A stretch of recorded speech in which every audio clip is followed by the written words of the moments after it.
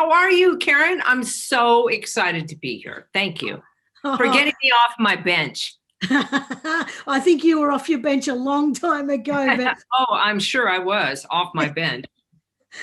oh, I'm so excited to have you. And I just, I absolutely love what you're doing. And I just, I Yeah. love that you've gotten off the bench in your unique way. But I also love that you're helping other people to get off the bench in a unique and it's such a fast way. It's really accelerates the journey for people, and I Yeah. love that so much. So tell us how you started on the drawing journey, because I know that before that you had your sights set on another career, and But I thought that because I had good handwriting, I wanted to be an architect. But I applied to the school and I didn't get in. My grades just weren't good enough. So I decided to become an actor. And I had a great and very fun career. And then I went to New York and I was able to study with a Broadway actress. And she got me really excited about doing something like that. But I was a performance artist, so it was never in my wheelhouse that I was going to be on Broadway. yeah. But after I stayed with Dale, I was like, oh my God, I would love that. I mean, the stage door and the dressing room and the who would I meet and all that stuff. And of course, what happened was when I went back to, serving at burritos, then that picture, I would run it in my head and I drew some pictures of myself on that stage. Yeah. And of course, it happened like 3 months later, not just like, a year or maybe 5 years. No, it happened 3 months later. I was called for an audition. I got in the show, which never happened. And then it went from this little theater, the main stage, to the Kennedy Center and to Broadway. And I thought, wow, what happened? And what happened with that picture? So I kind of became obsessed about the ideas of pictures. Now, I wasn't an illustrator. I'd never drawn. So mine were stick figures that I had drawn. But I saw a guy in a meeting once that I was in draw a picture. And I thought, oh my God, I think I got to learn how to do that, Mm. because it brought all those concepts together. And so literally 20 years ago, I taught myself how to draw. And I'm still, when people say, oh, you're a fantastic artist and la, la, la, like that, I just laugh because I think, oh, I never went to art school. I don't know what you're talking about. I went to theater school. And so, but I know that drawing, it changes you. Mm. When you draw a picture of a future you want, and then you put it up on the wall and you take small actions on it, small actions, Mm. then things happen and it's magical. And I have hundreds of stories from people about that magic that Yeah. I love. And I read every so often, like, oh my God, that happened to him. And oh, geez, she changed her whole life. And, like all the time like that. So. No, and I've even done it myself, and I can see that it does, it accelerates everything, because what you were saying, I heard you saying in one of our workshops, about when you, and on your one of your TED talks too, is that you, when your brain sees it, I mean, you can explain this better than me, but when your brain sees a picture, it organizes it or something. So explain Yeah, how. yeah, it organizes how you can get there, because especially if you add feeling to it, then your brain, it's a problem solver. That's the way it's set up. So, it's always trying to close the gap between you and whatever it is you want, whether it's to pick up a cup of coffee or whether it is to pick up your life and take it in a new direction. It's always going to serve you up with solutions. And the trick is, you have to listen to them and then you have to obey. You know what I mean? You have to like get up every day and do the stuff that makes it happen. It's not just like you put up that pretty picture and then you dream it. No, that's part of it, because the daydreaming part activates your hippocampus, right? That part of your memory. And it also puts this drive and fire in you. But it is the small actions that you take. Every small action, if you do something and then you're done and you check it off the list, you're like, wow, God, I just did that. It wasn't so hard to do now that I know what I'm focused on. Because, the goal is to just have one focus versus all these mini goals that we get caught up in. Yeah. It's also the whole success, isn't it? That one success compounds to the next success, and before you know it, you've got the whole picture. It's done, and I think we get way too overwhelmed with the big picture, and we say, "Oh, I don't know how I can ever achieve this great big goal," and then the self doubt. Yeah, yeah.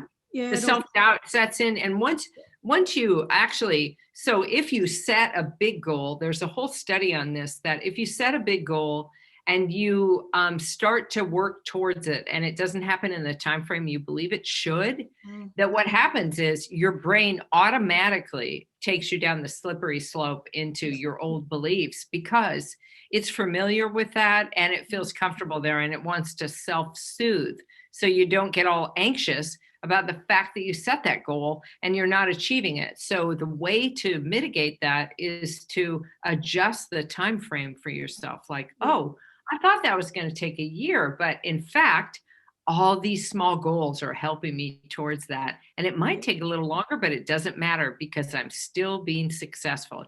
You have to reframe it for your brain. That drawing behind you, for those who will see the YouTube visual, is incredible. And you say you're not an artist. Now, I know a lot of people are going to be looking at that saying, "Oh my God, she thinks she's not an artist," but there's no way I could do that. So what do you say to people who think, like me, I'm just a stick figure drawer, and I know you said you started, but how do you start to expand that so that your pictures look a little bit more like people and real things, and not just this father, his daughter, he said to her, gosh, I wish I could draw like you. And she turned to him and she said, "You just have to practice." And that was the truth. And that it is really what it is that if you look at the surrounding that you're in, like if I look around the room that I'm in, I've got some box lights here. That's a square. It's got a stem on it, a tripod that's holding it up. That's a line. And it's got 3 lines coming out the bottom. And so everything in the universe is made up of these very simple shapes: a square, triangle, a circle, period, dot, line, all that.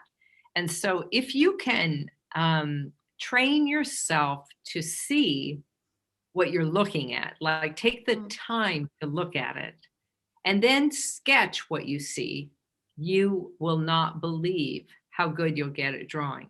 And you just look at it and you say out loud, "That is fantastic. I love that. I love that I drew my very first picture of a pen, and it was so fun to draw. And now I'm going to color it, and that's going to be even more fun." So really I'm talking myself into it. But what I'm doing is I'm rewiring that neural pathway.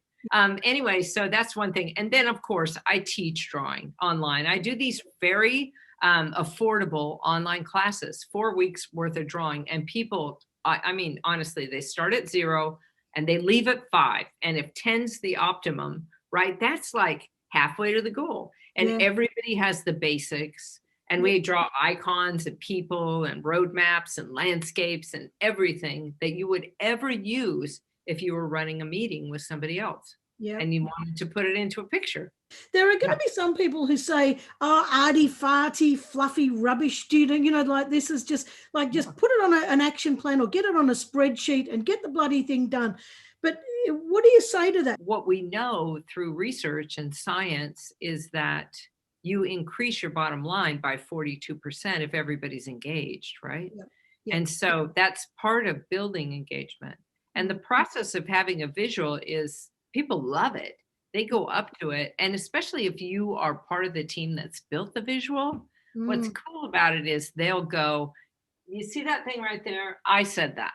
And that's why it's powerful to have a live visualizer in the room, someone who's drawing, because they capture everybody's comments, not just the ones that the higher ups say. They capture everyone's, and then everybody is seen and heard, and there's alignment that happens. I mean, they're literally on the same page. So that's what I tell people. If you want your team to be on the same page, then a visual is the quickest way to do it, because they'll see themselves there if they're helpful in building it, which is where I came up with Draw Your Future, because on the left side, they would draw how they felt and what it felt like to be them right now. And then on the Mhm. right side, I would draw what they imagined. But as soon as the current state is up on the wall and you can see it, it gives you distance from it and you don't feel like it's yours. You feel like, hey, that's how we feel. And we're together on that, right? And Yeah. then you're able to let it go. It's a projective tool that art therapy, they use with patients in art therapy to help them to Mm. project that outside of what's caught in your head. And that's why it's powerful to put a picture out there, because it will get it out of your head and Yeah. onto a piece of paper. And then you get better ideas because your brain then begins the linking process.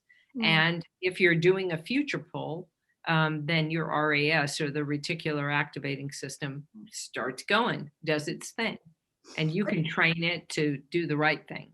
Yep. Yes, you certainly can. I always say to people, just say when it's kicking in negatively, just say, look, hang on. I know you've got a job to do, and I really appreciate that you love me so much. But right now, I'm going to take control, and I'm going to head us off in this direction. So, are you coming?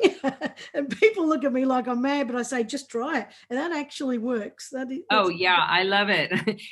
I love those little hacks like that yeah, because I was a drama therapist. That's what I did. I got a degree in psychology with an emphasis in drama therapy. And one of the drama therapy techniques, when you had a patient or a client that you didn't like and you were working with them, was to turn them into a cartoon character in your mind, yep, so that whatever they said or did, they were a cartoon character and you didn't take it personally. It sort of bounced off and went back, right? yeah. And I love that as a tool. Whenever I'm in a conflict with someone, I turn them into a cartoon character so that I'm distanced from it and I Yeah, can have a sense of humor about what's happening inside myself, not yeah, outside to make them mad. But for me, I need to, so I don't take it on, yeah. right? I was listening to a Clubhouse today, and they were talking about just having one program online. And, Yeah.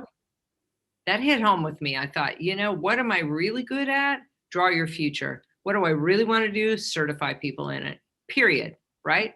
And all the other stuff is like, it feels like it's extra stuff and I love doing it. And people think it's the thing I should do, but I know what I want to do. Right. And so sometimes we get caught in that.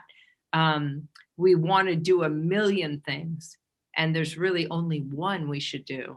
I talk about a lot with creating your new future, and that's my thing. I try to get leaders to say, well, forget about, and I think this is something that we do.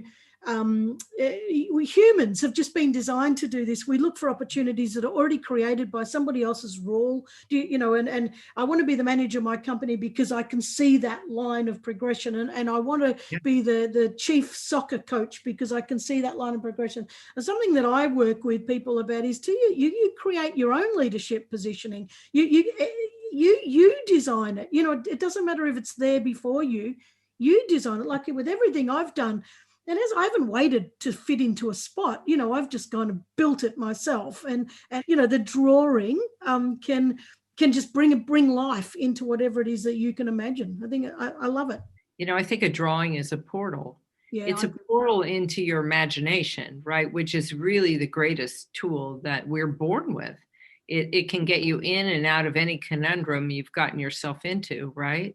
yep, And I think that you and it's trainable, your imagination. That's the thing. Your imagination, it will default to the negative bias.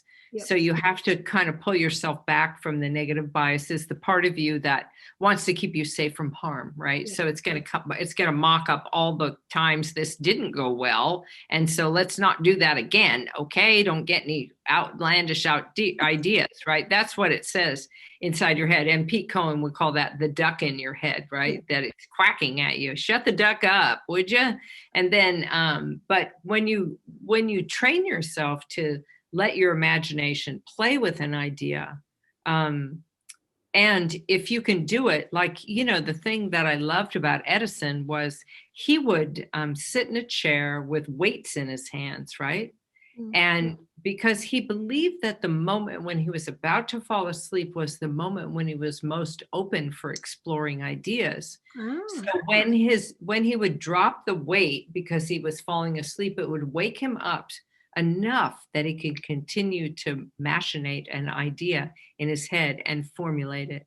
So I think that, your imagination is a powerful thing, and Mm. it pulls from everything. Yep. And so, and the things we know nothing about, it pulls from too. Before you talked about, fine tuning just to one program, and I get that because I need to do it too. But currently, you've got some amazing stuff going on. Like you've got several courses, and I've dabbled in a few of them. And I think that I think you're a bloody genius, Patti, and I absolutely Oh, love you. I love you, and I do. And I'm going to say it because I think we don't say it enough to people, and we'll get this funny shit going on about, I love you. Well, I do. I love you. I think you're great. Now I you love you too. I love you too. I mean, we're soul sisters from another life somewhere. I know it. Yeah. I think so too. I bloody Yeah. attached straight away. I knew it. You just had me. But you do your draw your future, and you're talking about that, as being the key thing that you want to do. So explain that, because if like I joined that was the first thing. I met you on Clubhouse, and then I joined that and absolutely loved it, and I became straight away made me feel that, hey, I can do this. You straight away made me feel, well, what I'm going to say this because not everybody does this well over Zoom. You made me feel important, and you connect with everybody in the room. And sometimes when you do these things, the host doesn't do that well. Well, you do that well, so that's a damn credit to you, because a lot, it's hard to do that through a Zoom room and really make people feel welcome. You do that well. You also made me feel like, hey, I can do this. I can draw. I felt such hope and such, such positivity. I was so enthusiastic. So with this draw your future, I think you hold them like regularly, don't you? Yeah, I do them every month. On the first Wednesday of the month, I do them at 7:30 a.m. Central Standard Time, US time.